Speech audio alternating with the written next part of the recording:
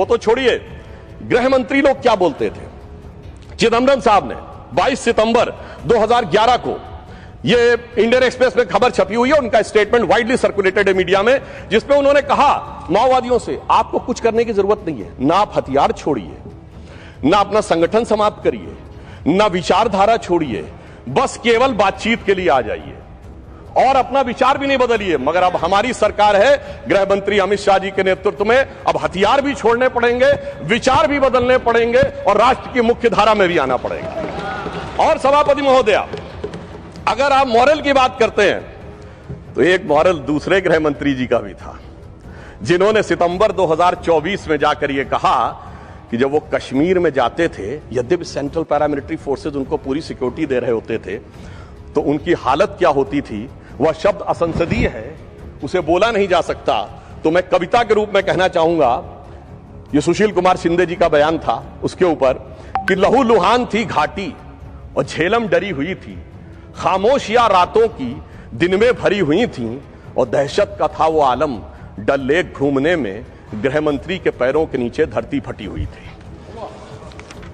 अब मैं बताना चाहता हूं हमारी सरकार में क्या हुआ। हमारे सेंट्रल रिजर्व पुलिस फोर्स के 40 जवान पुलवामा में शहीद हुए तो हमने बालाकोट तक जाके धरती हिला दी। हमने क्या किया उसका प्रमाण पाकिस्तान की नेशनल असेंबली में अगर एक मंत्री ने खड़े होकर कहा कि हमने पुलवामा तक जाके मारा है, तो दूसरे जो उनके मंत्री थे उनका वीडियो अवेलेबल है, कोई जाके देख ले। अयाज सादिक ने कहा कि उस समय के फॉरेन मिनिस्टर शाह महमूद कुरैशी साहब बैठे हुए थे, आर्मी चीफ आए, आर्मी चीफ के पांव कांप रहे थे और उन्होंने कहा खुदा का वास्ता है अभिनंदन को वापस कर दो वरना शाम तक भारत अटैक कर देगा।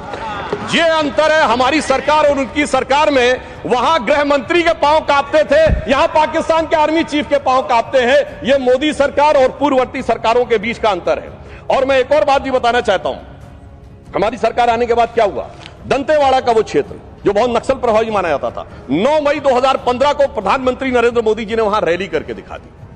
यानी उससे पहले यह कल्पना से परे था कि नक्सल प्रभावी क्षेत्र में प्रधानमंत्री की रैली हो सकती है, पर प्रधानमंत्री जी ने कहा कितनी भी प्रकार की सुरक्षा की चिंता किए बगैर उन्होंने जाकर वहां हमारे सेंट्रल पैरामिलिट्री फोर्सेस का मनोबल बढ़ाया। फिर मैं बताना चाहता हूं, सुकमा जिले में एक जगह है चिंता गुफा, जहां यह माना जाता था, नक्सल्स कहते थे हियर गवर्नमेंट डजंट एग्जिस्ट, यहां सिर्फ हमारी सरकार चलती है। और उस समय हमारे गृह मंत्री राजनाथ सिंह जी ने जाकर चिंता गुफा में दौरा करके दिखा दिया। यानी हमारी सरकार ने दिखाया कि जहां जहां पर सेंट्रल पैरामिलिट्री फोर्सेस पोस्टेड हैं उनके मॉडल के लिए करेंगे। और अब हमारे गृह मंत्री अमित शाह जी के आने के बाद तो उस इलाके का वातावरण बदला हुआ दिखाई पड़ता है। वो बस्तर जहां कभी नक्सली घटनाएं होती थी, आज 2024 और 2025 में बस्तर में ओलंपिक करके दिखा दिया। और गृह मंत्री अमित शाह जी ने उन नक्सल प्रभावित क्षेत्रों में जहां पर कि दौरा करने के लिए पूर्ववर्ती सरकारों के मन में, मंत्रियों में भय रहता था, वहां रात्रि प्रवास करके दिखा दिया। और इतना ही नहीं, उस जो कार्यक्रम में कोई सरकारी कार्यक्रम नहीं था, बस्तर ओलंपिक 2024 में 1,65,000 युवाओं ने सहभागिता की और 2025 के ओलंपिक में 3,91,000 युवाओं ने सहभागिता की। अर्थात जन जन का समर्थन और सुरक्षा बलों का मनोबल दोनों को एक साथ हमने आगे लाकर करने का प्रयास किया। और यह तभी संभव हो पाया जब सिक्योरिटी फोर्सेस की पूरी कैपेबिलिटी और सरकार को उनका पूरा समर्थन था। और फिर एक दूसरे सांस्कृतिक कार्यक्रम का आयोजन किया गया, जिसमें राष्ट्रपति द्रौपदी मुर्मू जी गई इसी फरवरी में उद्घाटन में और गृह मंत्री अमित शाह जी ने समापन किया। यानी इस प्रकार से अगर देखा जाए तो उस वातावरण में जहां पर कि सेंट्रल पैरामिलिट्री फोर्सेस के लिए बहुत बड़ी चुनौती रहती थी, वहां आज एक सकारात्मक वातावरण बना। मगर सभापति महोदया, कुछ पैरामिलिट्री फोर्सेस ऐसे जिनका नाम भी कुछ याद दिलाता है, जैसे Indo Tibetan border police, Bharat तिब्बत सीमा पुलिस। यह नाम याद दिलाता है कि जब भारत आजाद हुआ तो भारत की सीमा तिब्बत से मिलती थी, चीन से नहीं मिलती थी। भारत तिब्बत सीमा पुलिस उस बात का प्रमाण है। मगर क्या करें, अचकन शेरवानी पहनने वाले, उर्दू और अंग्रेजी बोलने वाले, मंदिर के में डिप्रेशन महसूस करने वाले पंडित जी की शेरवानी में लगे हुए गुलाब ने इतने कांटे बो दिए कि भारत तिब्बत सीमा पुलिस आज भारत तिब्बत सीमा भारत चीन की सीमा में आ गई और वो कांटे आज तक भारत के हृदय में पड़े हुए हैं। दूसरी बात मैं याद दिलाना चाहता हूं, हमारे बहुत प्रबुद्ध लोग बैठे हुए हैं विपक्ष की तरफ। इंडो तिब्बतन बॉर्डर पुलिस की स्थापना कब हुई? 24 अक्टूबर 1962।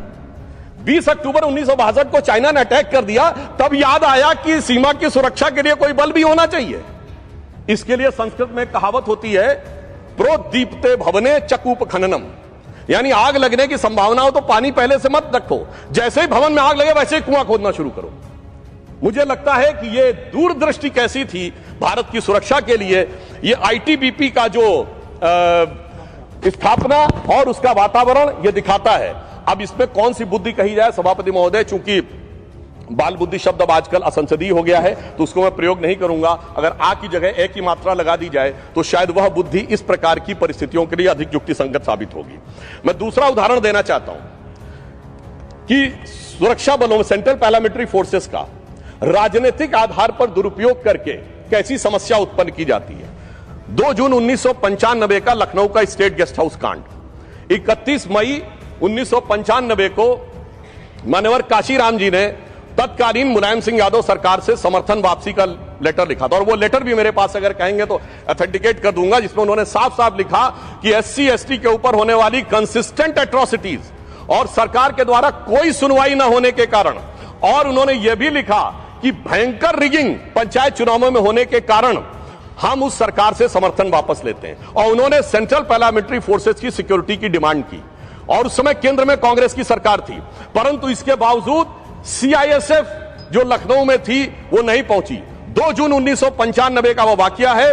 उस समय उनका एक संदेशवाहक लखनऊ में भारतीय जनता पार्टी कार्यालय में हमारे तत्कालीन प्रदेश अध्यक्ष कलराज मिश्रा जी के पास आया, अटल जी से बात की गई, उन्होंने भी नरसिम्हा राव जी से बात किया, तो कहा गया सीआईएसएफ की यूनिट तो है लखनऊ में मगर वो मुहर्रम के ताजिए की खिदमत में लगी हुई है, इसलिए तत्काल पहुंचना मुश्किल होगा, उसमें कुछ घंटे लगेंगे। और उस समय वातावरण यह था कि वो कुछ घंटे बहुत भारी पड़ने वाले थे अगर सेंट्रल पैरामिलिट्री फोर्सेस नहीं पहुंचते, क्योंकि यूपी पुलिस का जो रवैया था वो बहुत साफ सबको दिखाई पड़ रहा था। मगर क्या बताएं सभापति महोदय, उस समय अपनी जान पर खेलकर हमारे तत्कालीन नेता स्वर्गीय ब्रह्मदत्त द्विवेदी जी भाजपा कार्यकर्ताओं को लेकर गए, और तब जाकर वहां पर मायावती जी की जान बचाने की स्थिति बनी। अगर समय रहते हुए सीआईएसएफ को भेज दिया गया होता तो यह परिस्थिति नहीं होती। मगर क्या बताएं, इधर बसपा के दलित विधायकों के जनाजे निकलने की बात हो रही थी, पर सीआईएसएफ जो था वो ताजिए की यात्रा की खिदमत में लगा हुआ था। और वैसे मैं थोड़ा सा विषयांतर होते हुए एक और भी बात कहना चाहूंगा। आजकल खमैनी साहब का बड़ा नाम लिया जाता है, जो शियाओं के धर्मगुरु थे, मगर साहब लखनऊ में शियाओं का मुहर्रम का जुलूस निकलने नहीं दिया जाता था, प्रतिबंध रहता था। वो तब शुरू हुआ जब अटल जी की सरकार आई 22 साल के बाद, तब जाके शियाओं का मदे साहबा का जुलूस निकलना शुरू हुआ, क्योंकि केंद्रीय सुरक्षा बलों का भी जो प्रयोग है वो धरातल पे तौल के किया जाता है। ये वाला वोट बैंक मजबूत है तो कोई बात नहीं, इसमें भी कौन शिया मजबूत है कि सुन्नी मजबूत है उसके आधार पर सीआईएसएफ के डिप्लॉयमेंट को देखा जाता था। अब यहां मैं ये कहना चाहूंगा, आज भी आपने देखा होगा बीएसएफ के ऊपर इस प्रकार के आरोप लगते थे जब कांग्रेस की सरकार थी कि बांग्लादेश से इन्फिल्ट्रेशन हो रहा है। मैं कहना चाहता हूं बीएसएफ की गलती नहीं थी, लैंड बाउंड्री एग्रीमेंट ही नहीं था। आधा गांव बांग्लादेश में, आधा गांव भारत में। 2016 में मोदी जी की सरकार ने आने के बाद वहां पर डिमार्केशन किया, लैंड बाउंड्री एग्रीमेंट हुआ। अब या तो गांव भारत में है या गांव बांग्लादेश में है, उसके बाद वहां कांटे की बाढ़ लगाई गई। इस कारण से अब इन्फिल्ट्रेशन रुका। मगर एक राज्य है जहां अभी तक भी फेंसिंग नहीं हो सकी है, वो है पश्चिम बंगाल। इसलिए अगर वहां पर बीएसएफ को जमीन नहीं मिल रही है तो मेरे विपक्षी साथियों से मैं पूछना चाहूंगा कि सेंट्रल पैरामिलिट्री फोर्स या सेंट्रल आर्म पुलिस फोर्सेस के लिए आपके मन में क्या है, यह इस बात से बहुत साफ हो जाता है। हाँ, एक बात मैं और कहना चाहता हूं कि चुनावों में 1989 तक सेंट्रल आर्म पुलिस फोर्सेस का उपयोग नहीं होता था। टीएन शेषन जी ने इसकी शुरुआत करवाई। पहले लोकल पुलिस यूज होती थी, और जब तक लोकल पुलिस होती थी धड़ाधड़ चुनाव जीतते थे। जब से central arm paramilitary forces 96 onwards deploy होनी शुरू हो गई हैं, क्योंकि वो उस राज्य के नहीं होते हैं, उनका किसी प्रकार का कोई कनेक्शन और वो नहीं होता है, उसके बाद से कांग्रेस और हमारे विपक्षी दलों के दिन थोड़ा गर्दिश में आने लगे हैं। क्योंकि पुराने जमाने में जैसे बूथ कैप्चरिंग और अन्य चीजें होती थी, सीएपीएफ के जवानों के द्वारा वो संभव नहीं होती। और मैं कह सकता हूं कि चुनावी ड्यूटी में हमारे सेंट्रल आर्म पुलिस फोर्सेज ने बहुत ईमानदारी, दृढ़ता और तत्परता के साथ काम किया है। आज भी पश्चिम बंगाल चुनाव में यह सवाल उठाया जाता है कि इतनी कंपनीज सीआरपीएफ की क्यों भेजी जा रही हैं। उसका बड़ा स्पष्ट कारण है, पहले 6-7 चरणों में चुनाव हो रहे थे, तो एक जगह से कंपनी रहेगी, दूसरे चरण में चली जाएगी, तीसरे में, अब 2 चरण में चुनाव है, तो मानी हुई बात है 3 गुनी अधिक कंपनीज की आवश्यकता तो होगी। इसलिए मैं अपने विपक्षी दलों से कहना चाहता हूं कि सेंट्रल आर्म पुलिस फोर्सेस के ऊपर किसी भी प्रकार की इस प्रकार की राजनीति से बचने का प्रयास करना चाहिए। जहां तक फोर्सेस की बात है तो इनके मॉडर्नाइजेशन के संदर्भ में, कल्याण के संदर्भ में ड्यूटी पे मृत्यु के दौरान 25 लाख और अगर एक्शन के दौरान मृत्यु होती है तो 35 लाख की व्यवस्था की गई है। व्यावसायिक शिक्षा पाने वाले जवानों के, जो हताहत जवान हैं, उनके बच्चों विधवाओं के लिए 3,000 रुपए महीने की स्कॉलरशिप की व्यवस्था की गई है। 2022 में सीएपीएफ पुनर्वास योजना शुरू की गई है और दुर्गम क्षेत्रों में जाने के लिए अगर देखा जाए तो हवाई यात्रा की सुविधा भी की गई है।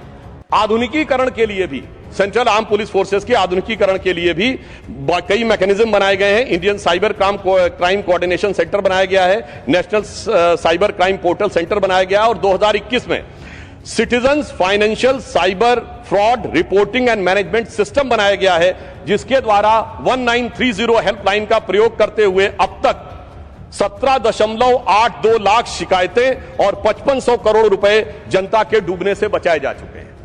इसलिए मैं महोदया यह कहना चाहता हूं कि हमारी सरकार ने सेंट्रल आर्म पुलिस फोर्सेस की व्यवस्था, सेंट्रल आर्म पुलिस फोर्सेस की मनोदशा और सेंट्रल आर्म फोर्सेस की एडमिनिस्ट्रेटिव कैपेबिलिटी, तीनों के लिए बहुत शानदार तरीके से, संवेदनशील तरीके से काम किया है। और इतना ही नहीं, इस वातावरण को बढ़ाने के लिए, इस वातावरण को और बेहतर करने के लिए अगर देखें तो गृह मंत्री अमित शाह जी ने एक और अनोखी पहल की शुरुआत की है। उन्होंने जवानों को वृक्षारोपण के कार्य के लिए लगाया है। वृक्षारोपण के कार्य से एक सकारात्मक वातावरण उत्पन्न होता है और उसमें अब तक 7 करोड़ पौधे हमारे सीएपीएफ के जवानों के द्वारा लगाए जा चुके हैं। अर्थात अब और एक और बात यह है कि पहली बार सीआईएसएफ में महिला बटालियन अलग से स्थापित करने की व्यवस्था प्रधानमंत्री मोदी जी की सरकारों ने की है और जो हॉरिजॉन्टल व्यवस्था रिजर्वेशन की कई स्थानों के ऊपर सीएपीएफ में हमारी सरकार ने की है। सेना से आने वाले अग्निवीरों के लिए भी यहां पर पदों को आरक्षित करने की व्यवस्था सीएपीएफ में की है ताकि आर्म फोर्सेस के साथ एक बेहतर तारतम्य बना रहे। परंतु मैं यह कहना चाहता हूं, हम तो पौधे लगा रहे हैं जिनके जमाने में सीएपीएफ के जवानों के अरमान के पूरे बगीचे उजाड़ दिए गए थे।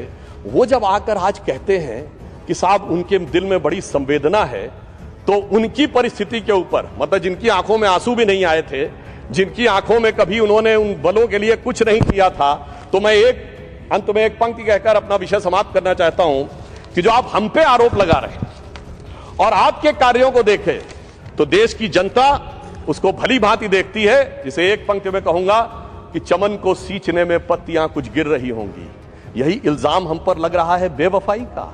चमन को सींचने में पत्तियां कुछ गिर रही होंगी, यही इल्जाम हम पर लग रहा है बेवफाई का। मगर कलियों को जिसने रौंद डाला अपने हाथों से, वही दावा करे हैं अब चमन की रहनुमाई का।